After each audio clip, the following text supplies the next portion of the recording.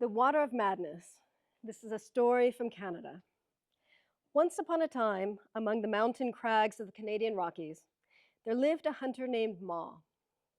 His ancestors had been among the bravest and most courageous members of the Nexalk ever to have lived. Now, Ma was unlike other members of the community. While his brothers and sisters, cousins and aunts lived down on the plain, he preferred to stay alone, visiting the village only when necessary. This was not because he felt himself better than anyone else, but rather because he cherished the tranquility of mountain life. The years passed. And as they did so, Ma hunted no more than what he needed for himself and his dog. Unlike his relatives down on the plain, who spent time in senseless conversations, Ma devoted himself to meditation and to embracing the beauty of nature. One night, while in deep slumber, Ma dreamt of a voice speaking to him, a voice unlike any other voice he had ever heard. Calling him by name, it said, "Ma, Ma, be warned, O hunter. The water that issues forth from the stream yonder will be altered at the next moon. It will taste the same as it does now, but if you drink it, you will go insane. You have no choice but to make a huge basin and to channel as much of the good water into it as you can." Ma woke with a start, the dream fresh in his mind. At first, he laughed at himself for considering such foolishness. But the next night, the very same dream came again, and the night after that. Fearful that the ancestors were reaching out to him from their celestial hunting grounds, the hunter did as the voice had instructed. He made a huge basin, filling it with the water.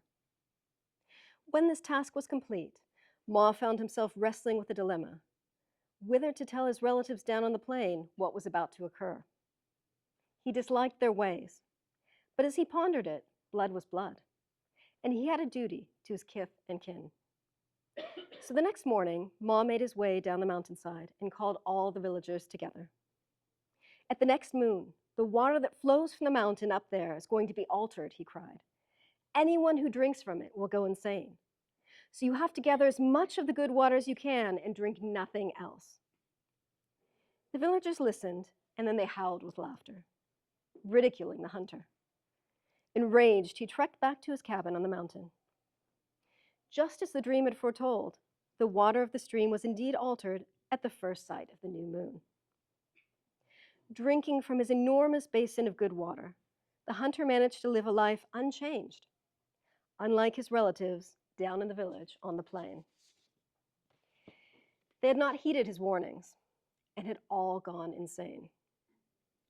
The next time the hunter ventured down to the village, he was horrified to find everyone there was babbling and burbling as though they had been bewitched.